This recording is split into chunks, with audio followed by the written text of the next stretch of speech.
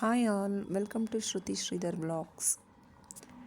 ಇವತ್ತು ನಾನು ನನ್ನ ಯೂಟ್ಯೂಬ್ ಚಾನಲಲ್ಲಿ ಮಶ್ರೂಮ್ ಕರಿನ ಹೇಗೆ ಮಾಡೋದು ಅಂತ ಹೇಳಿ ಸಿಂಪಲಾಗಿ ಹಾಗೆ ಕ್ವಿಕ್ಕಾಗಿ ತೋರಿಸ್ತಾ ಇದ್ದೀನಿ. ಈ ರೀತಿ ಮಶ್ರೂಮ್ನ ತೊಗೊಂಡು ನಾನು ಚಿಕ್ಕದಾಗಿ ಹಾಗೆ ಬಿಡಿಸ್ಕೊಂಡು ಅದನ್ನು ಉಪ್ಪು ಮತ್ತು ಅರಿಶಿನ ಹಾಕಿರೋ ನೀರಲ್ಲಿ ಹಾಕ್ಕೊಂಡಿದ್ದೀನಿ. ಈ ಕಡೆ ಒಂದು ಪ್ಯಾನ್ಗೆ ನಾನು ಸ್ವಲ್ಪ ಎಣ್ಣೆನ ಸೇರಿಸ್ಕೊಂಡು ಎಣ್ಣೆ ಸ್ವಲ್ಪ ಚೆನ್ನಾಗಿ ಬಿಸಿ ಆಗಬೇಕು. ಎಣ್ಣೆ ಬೇಯಿಸಿ ಆದಮೇಲೆ ನಾವು ಸ್ವಲ್ಪ ಸಣ್ಣಗೆ ಹೆಚ್ಚಿಟ್ಕೊಂಡಿರೋ ಈರುಳ್ಳಿನ ಸೇರಿಸ್ಕೊತಾ ಇದ್ದೀನಿ.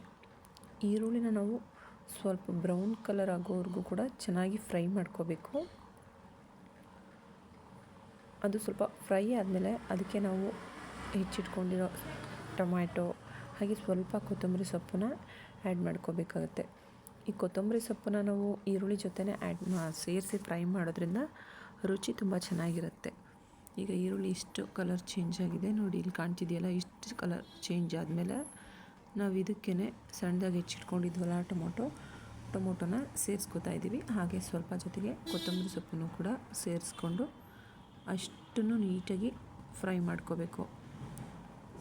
ಇದಿಷ್ಟು ಫ್ರೈ ಆದಮೇಲೆ ಇದಕ್ಕೆ ನಾನು ಮನೆಯಲ್ಲೇ ರೆಡಿ ಮಾಡಿ ಇಟ್ಕೊಂಡಿರೋ ಶುಂಠಿ ಬೆಳ್ಳುಳ್ಳಿ ಪೇಸ್ಟನ್ನು ಕೂಡ ಸೇರಿಸ್ಕೊತಾ ಇದ್ದೀನಿ. ಇಲ್ಲಿ ಒಂದು 2 ಸ್ಪೂನಷ್ಟು ನಾನು ಶುಂಠಿ ಮತ್ತು ಬೆಳ್ಳುಳ್ಳಿ ಪೇಸ್ಟ್ನ ಆ್ಯಡ್ ಮಾಡ್ಕೋತೀನಿ.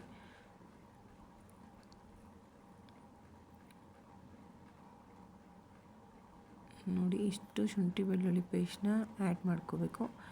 ಇದಿಷ್ಟನ್ನು ಕೂಡ ಸ್ವಲ್ಪ ಹಸಿ ಸ್ಮೆಲ್ ಹೋಗೋವರೆಗೂ ಫ್ರೈ ಮಾಡ್ಕೊಂಡಾದಮೇಲೆ ಇದಕ್ಕೆ ನಾವು ಸಣ್ಣದಾಗಿ ಕಟ್ ಮಾಡಿ ಇಟ್ಕೊಂಡಿದ್ವಲ್ಲ ಮಶ್ರೂಮು, ಅದನ್ನು ಹಾಕ್ಕೊಂಡು ರುಚಿಗೆ ತಕ್ಕಷ್ಟು ಉಪ್ಪು. ಮಶ್ರೂಮು ಸ್ವಲ್ಪ ಜಾಸ್ತಿ ಉಪ್ಪೇನು ಹಿಡಿಯೋದಿಲ್ಲ, ಸ್ವಲ್ಪ ಉಪ್ಪು ಬಿಟ್ಕೊಳ್ಳುತ್ತೆ. ಸೊ ನಾವು ನೋಡಿಕೊಂಡು ಸ್ವಲ್ಪ ನಾವು ರೆಗ್ಯುಲರಾಗಿ ಹಾಕೋದಕ್ಕಿಂತ ಸ್ವಲ್ಪ ಕಡಿಮೆನೇ ಉಪ್ಪನ್ನ ಸೇರಿಸ್ಕೋಬೇಕು. ಹಾಗೆ ಸ್ವಲ್ಪ ಅರಿಶಿನ ಪುಡಿ, ಇದಿಷ್ಟನ್ನು ಕೂಡ ಮತ್ತೆ ನೀಟಾಗಿ ಫ್ರೈ ಮಾಡ್ಕೋಬೇಕು.